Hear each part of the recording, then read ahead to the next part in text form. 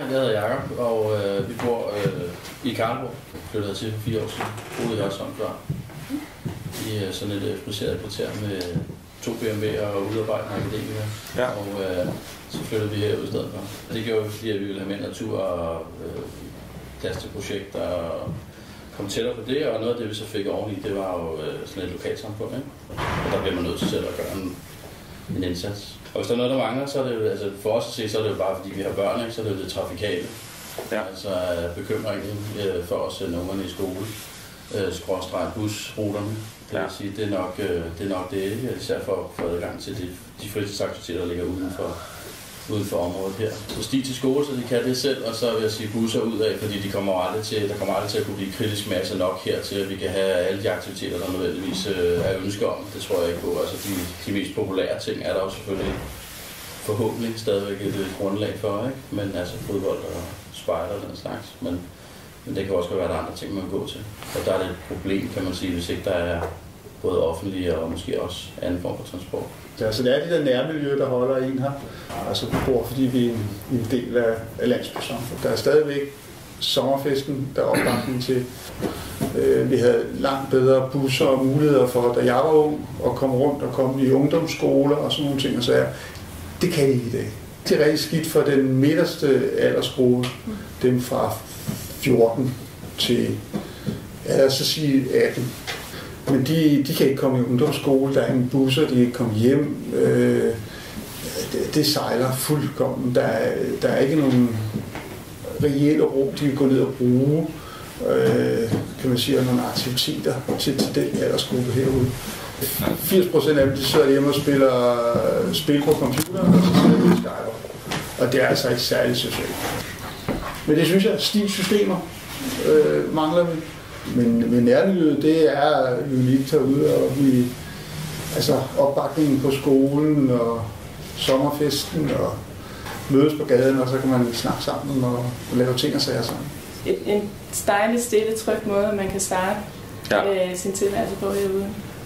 Og derfor har vi også gjort, har vi stået mange forældre her for at prøve at sikre, at skolen bliver, fordi det virker som om, at skolen er det sted, hvor man, ligesom når man flytter hertil, har børn med, man mødes med de andre og lærer hinanden at kende. Så det gør, at det er natur, og det er luft og rum. Og minuset er selvfølgelig, at man hver eftermiddag som forældre ofte starter bussen op, og så kører børnene rundt til de forskellige fritidsaktiviteter, fordi jeg har ikke. Man skal have bil, og man skal helst have 2 biler. Og når jeg spørger, hvorfor vi flyttede hertil, så var det helt klart beliggenheden og et gammelt hus, vi bor i, og vi har dejlig udsigt over markerne, og det virkede hyggeligt her. Og det er det også, specielt efter vi har fået børn, fordi der er det der sammenhold, som de andre også har snakket om. Og når de bliver lidt ældre, så er der ikke udfordringer nok med gymnastik og sådan noget her i området, så derfor har vi benyttet os af mulighederne oppe i Fredensborg, hvilket er helt fantastisk, for de har et helt andet udbud deroppe. Altså i øjeblikket har vi telebussen, og den bruger vi rigtig, rigtig meget. Men den holder jo op til næste år, og den afløser, der kommer i stedet for, er simpelthen ikke fleksibel nok. Når man ringer til dem for at bestille tid, man kan bestille over nettet, hvis man er voksen, men det kan man ikke gøre for børn. Så man skal ringe til dem. Og jeg har fat i dem nogle gange, fordi vi har prøvet det af, fordi jeg ville udfordre det at se, hvordan det ville komme til at fungere, fordi udgangspunktet var jo, det måtte jo være lige så godt som telebussen.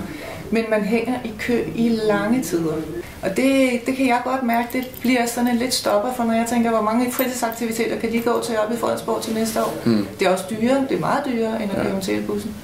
Og det synes jeg virkelig, I skulle prøve at gå videre med.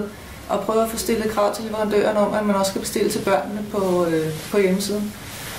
Hvis ikke det bliver muligt at forlænge med telebussen, men det tror jeg desværre ikke, det gør. Men altså, det er virkelig et problem, at børnene er stavnsbundet enten til at blive i fritidsaktiviteterne på skolen eller et eller andet der, eller også at tage skolebussen hjem, for den kører med det samme, og så være hjemme. Jeg kunne godt finde nogle pletter, hvor man kunne bygge nogle børnevenlige ejendom. Prisvenlige ejendom. Det kunne man godt. Det giver også skolen her en chance for at overleve på den lange bane. Det er jo ikke kun her de næste 4-5 år, vi skal kigge på. Vi skal også kigge 20 år. Hvis I forsvinder skolen, så forsvinder mange af de andre aktiviteter herude også. Dem, der går i skole i Fredensborg, der er en skolebusordning. Den kører herop, og den stopper sgu ned hos os, fordi der skal nogen til at sætte det. Men dem, der går her på skolen, de må ikke til. Altså bussen kører sgu ikke. Det er et rigidt system, vi har fået over. Men hvad angår internetforbindelser og busforbindelser og alt den slags ting, så er så totalt kendstemmer. Ja, og det er i virkeligheden det, der tiltrækker mig helt klart derude, at vi har naturen i baghaven. Rigtig meget land er rigtig tæt på København, og så er der også et lokalmiljø, og der er skolen, altså for mig at se, det er det, der gør, at vi kender hinanden. Ja. Og den dør, så holder de nye op med at lære hinanden igen, og så bliver det lige meget. Ja, en hal til idrætsforeningen, så der var noget mere til de her aftenaktiviteter og fritidsaktiviteter og sport. Det kunne også godt være noget skaterbane eller de små ting og sager til de unge. En mountainbikebane eller sådan nogle ting og sager, så de har noget at lave. Den der midtergruppe fra 13-14 år op til 17-18 år, den mangler vi noget for, synes jeg. Jeg synes, det går helt ned til de her. Vi slipper dem med gymnastikken, når de er helt små, ikke også? Altså, vi oplevede det fra sidste år af, faktisk, ikke? Ja. Omkring de 8 år. Ja, men det er også med det her, man mangler indendørs faciliteter, ikke?